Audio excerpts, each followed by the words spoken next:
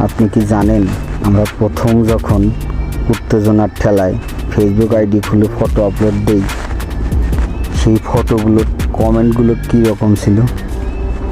যদি জানতে চান তাহলে অবশ্যই ভিডিওটা সম্পূর্ণ দেখবেন, আর ভালো লাগলে আপনার বন্ধুদের শেয়ার করে দিবেন। বেইমানি করা শিখি নাই, সাপোর্ট দিবেন, সাপোর্ট নেবেন, পাশে থাকলে পাশে পাবেন ইনশাআল্লাহ। নিউ পোস্ট সাপোর্ট চাই, প্রোফাইলটা ঘুরে আসার দাওয়াত রইল। পাশে থাকলে পাশে পাবেন 100% ব্যাক টু ব্যাক। ছবি তো নয়, যেন একটা সুন্দর তাজা গোলাপ ফুল। ইয়া আসলে এক দুরন্ত ছবি, অসাধারণ মুখভঙ্গি আর চোখের দৃষ্টি, মিষ্টি মুখের হালকা দুষ্টু হাসিতে চেহারা আরও বেশি ফুটে উঠেছে।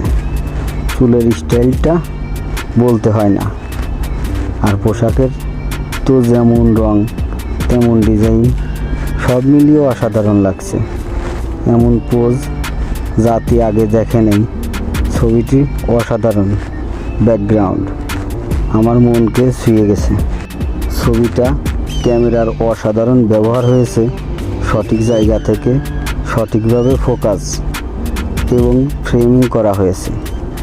এই ছবিটি যে তুলেছে তাকেও ধন্যবাদ জানাই। আর এই ছবির এডিট ছবির মহত্ব আরও বাড়িয়ে দিয়েছে। মডেল হিংসার কারণ হবে, এই ছবি অসাধারণ। মডেল, ফটোগ্রাফার, লোকেশন এবং এডিটের মিল বন্ধনের কারণে আমি এত সুন্দর ছবি দেখতে পাচ্ছি। এমন ছবি ফেসবুকবাসী ও সারা বিশ্ববাসী আবারও দেখতে চায়। শেষে কিছু আবেগী কথা বলতে চাই। এত সুন্দর একটা ছবির কমেন্ট করতে পেরে আমি আজ আনন্দে ভাষা হারিয়ে ফেলেছি। প্রথমেই বলে দিতে চাই, পোস্টে কমেন্ট করা খুব সহজ ব্যাপার ছিল না।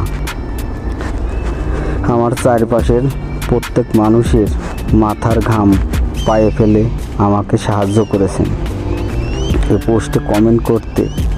এজন্য আমি সবার আগে ধন্যবাদ দিতে চাই সারমাগ জোগাড়বাগকে। উনি না থাকলে আমি আজ এই পোস্টে কমেন্ট করতে পারতাম না।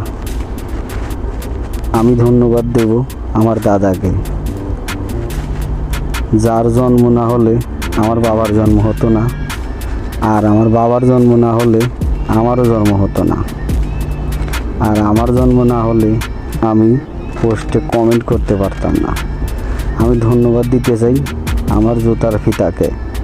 একদিন জুতার ফিতা বাঁধতে গিয়ে আমি বড় দুর্ঘটনা থেকে বেঁচে যাই। আমি আর কিছু লিখতে পারছি না, কারণ আমি আবার বেশি প্রশংসা করতে পারি না, বেশি কথার কমেন্ট লিখতে পারি না।